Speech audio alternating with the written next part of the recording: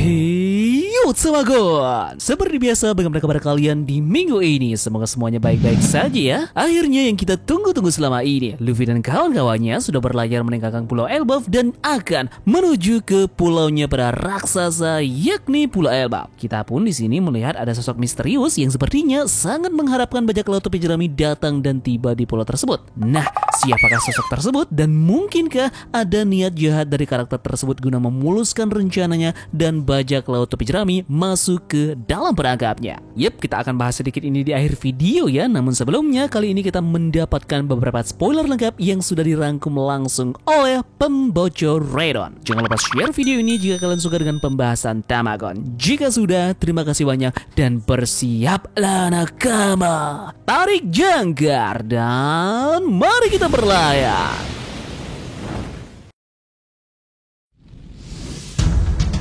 One Piece chapter 1124 kita kali ini mendapatkan judul Sahabat. Chapternya sendiri sangat pendek ya, berisi hanya 13 halaman. Cover story yang kita dapatkan kali ini mendapatkan judul Ziarah Penganut Panen Emas Si Anak Oni Yamato volume ke-12. Yamato terlihat menyelamatkan seorang wanita yang akan diculik. Kita melihat siluet penculik yang melarikan diri, tetapi sangat sulit untuk diketahui siapa penculiknya hanya dengan sampel ini.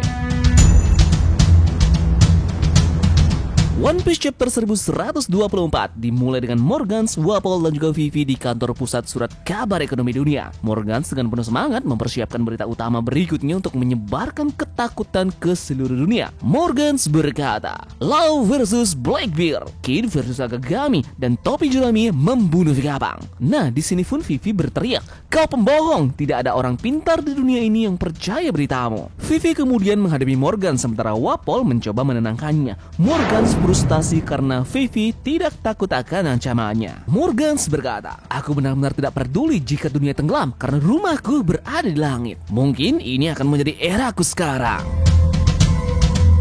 Yup, kita kembali ke Pulau Egghead. Kita di sini melihat Shintomaru meninggalkan pulau dengan perahu kecil. Dia terlihat menangis. Sementara itu, Akainu mencoba memanggil marinir yang ada di Egghead. Namun, semua orang terjatuh dan tidak ada jawaban sama sekali. Sampai pada akhirnya, Kizaru pun bangkit dan mengangkat panggilan telepon ini. Tidak jelas apakah Kizaru juga terjatuh sebelum panggilan Akainu, tapi dialah satu-satunya marinir yang terbangun pada saat itu. Kizaru berkata, aku akan memerintahkan marinir muda untuk melaporkan semuanya setelah semua orang bangun. Akainu kemudian bertanya tentang keamanan Saturnus dan juga pembangkit listrik. Lalu dia mengatakan bahwa Kizaru melakukan pekerjaan yang sangat-sangat buruk. Yup, disinilah Kizaru membalas Akainu dengan serius. Kizaru berkata, Sakazuki, pernahkah kau membunuh sahabatmu sendiri?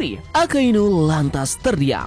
Oke, sementara dia mengatakan hal itu, kita pun melihat kilas balik kecil persahabatan Kizaru dan juga Vegapunk. Seperti hari di mana pertama mereka bertemu saat Vegapunk mulai membangun Egghead. Kizaru di sana berteriak sambil menangis. Jika kau punya waktu untuk meragukan kemampuanku, kalau begitu datang dan periksa sendiri, bocah sialan. Akainu kaget mendengar nada suara dari Kizaru dan meminta maaf atas hal tersebut. Kita beralih ke kapal Elbaf. Kita melihat kru bajak laut topi jerami hanya minum sedikit. Kemudian mereka membatalkan pesta karena tidak ada orang yang hadir dikarenakan suasana hati mereka. Nami, Usopp, Sanji, dan juga Chopper sedang merawat Lilith di sofa raksasa. Mereka terlihat seperti semut di sofa raksasa tersebut. Lilith terbangun. Lilith kemudian terkejut melihat di sekelilingnya. Usopp mengatakan kepadanya bahwa mereka berada di kapal raksasa. Itulah mengapa semua menjadi besar. Kemudian mereka pun menjelaskan kepada Lilith tentang apa yang sebenarnya terjadi semua di Pulau Egghead saat dia pingsan. Usopp berkata, sulit untuk menyampaikan ini padamu, tapi kaulah satu-satunya Vegapunk yang berhasil kami selamatkan. Lilith kemudian mengerti semuanya. Dia baru saja diberitahu semuanya. Sanji bertanya, diberitahu oleh siapa? Nah, di sini Lilith kemudian makan makanan yang telah disiapkan oleh para raksasa di atas meja. Sanji bertanya, apakah Lilith tiba-tiba lapar karena tidak ada hubungannya lagi dengan York? Sementara itu, Brook mengatakan bahwa suasana di atas meja para raksasa agak suram. Kemudian kita melihat Luffy yang benar-benar depresi, yang makan benar-benar sangat banyak. Luffy berkata, Sial, aku sudah berjanji. Aku bilang aku akan menyelamatkan si manusia apel itu, tapi aku tidak bisa meskipun aku seorang Yonko. Chopper mengatakan bahwa Luffy dalam keadaan serius. Dia benar-benar down sekarang, jadi dia hanya makan 5 klaster anggur. Nah, kemudian Lilith menjelaskan semuanya di sini. Aku pikir itu cukup. Aku menangis sebelumnya atas kematian semua orang, tapi itu hanya kematian. Sederhananya, kita semua masih hidup. Kita hanya mati menurut definisi kalian. Yang ingin aku katakan adalah kau sudah memenuhi janjimu. Aku adalah seorang Vegabond, jadi tidak perlu bersedih lagi Luffy. Yup, setelah kata-kata dari Lilith, Luffy pun kembali ke dirinya yang bahagia. Dia keluar ke geladak dan melompati meja raksasa. Luffy kemudian berterima kasih banyak kepada para raksasa yang telah datang membantunya. Kemudian pesta pun berlanjut. Usopp terlihat memberitahu Zoro yang ada di Sunny bahwa Luffy sudah kembali normal. Kemudian seluruh kru bajak laut topi jerami dan juga Lilith bergabung ke pesta. Robin di sana memeluk Chopper seperti boneka mainan. Robin di sana sangat merindukan teman lamanya yakni Saul. Nah, disinilah raksasa mengatakan kepada Luffy bahwa sesuatu yang Vegapunk katakan pada siarannya. Vegapunk mengatakan bahwa dunia akan tergerak oleh orang yang akan menemukan One Piece. Raksasa bertanya, menurutmu siapa yang akan menjadi raja bajak laut? Luffy berteriak, hei, menurutmu kenapa aku malah menjadi bajak laut? Yup, dan di halaman ganda yang benar-benar epik, kita melihat bahwa kru bajak laut Penjerami, Lilith, bajak laut raksasa merayakan pesta dan bersulang bersama. Sementara Luffy menjawab pertanyaan dari para raksasa dengan berteriak, bahkan jika kalian mencoba menghentikanku, sudah jelas bahwa akulah yang akan menjadi raja bajak laut. Pesan dalam narator tertulis, kapal berlayar menuju ke arah timur, menuju negeri raksasa yang telah lama dinantikan. Yup, dan di panel terakhir chapter ini kita beralih ke Warland Elbaf. Di sana kita bisa melihat siluet seseorang yang sedang minum di pantai Elbaf. Orang misterius itu berkata, ayo datanglah.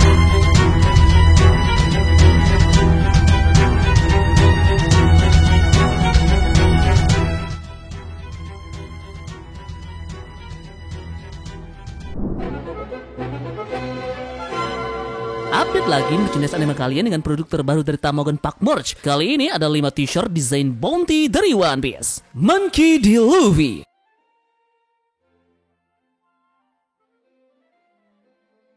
Akagami no Sans,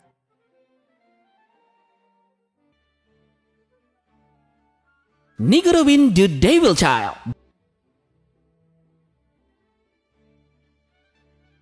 Buggy the Genius Jester,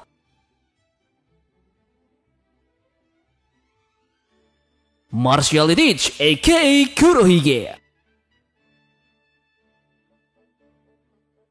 Yup, kalian bisa dapatkan t-shirt keren ini di berbagai macam platform e-commerce kesayangan kalian. Bisa ke Shopee, Tokopedia, maupun bisa pesan via WhatsApp. Tersedia tipe kain 30S dan juga 24S ya, dengan perbandingan adem dan juga tebal. Kalau soal ukuran, sudah tersedia dari ukuran S sampai dengan 2XL. Ban sablon sudah DTF premium yang awet dan juga tahan lama. Sangat cocok dipakai keluar rumah, apalagi ngedate berdua couple dengan pasangan kalian. Bisa juga dipakai buat hadiah ulang tahun atau yang lainnya. Spesial promo jika kalian membeli 2 buah baju Bounty One Piece ini, kalian akan mendapatkan 1 gantungan kunci Bounty unik dari Tamagon. Jadi segera check out barangnya guys, link sudah Tangguan cantumkan di bagian deskripsi video ini.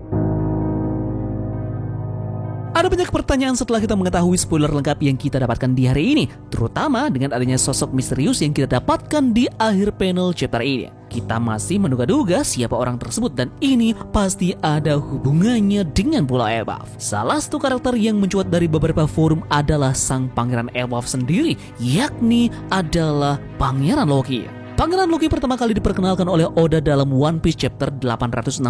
Saat itu, Pangeran Loki diperlihatkan dalam bentuk siluet hitam. Dari siluetnya terlihat Pangeran Loki ini memiliki semacam tanduk di kepalanya. Namun, ada juga yang menyebut bahwa itu bukan tanduk, melainkan mahkota. Ini dikarenakan Pangeran Loki disebut sebagai keturunan raja di Pulau Elbaf. Nah, Pangeran Loki dipercaya sebagai pemimpin ras raksasa di Pulau Elbaf. Saat diperlihatkan pertama kali, Pangeran Loki ini diceritakan sedang dijodohkan dengan salah satu putri dari Big Mom, yakni Lola. Perjodohan ini dimaksudkan untuk memperbaiki hubungan ras raksasa dengan Big Mom.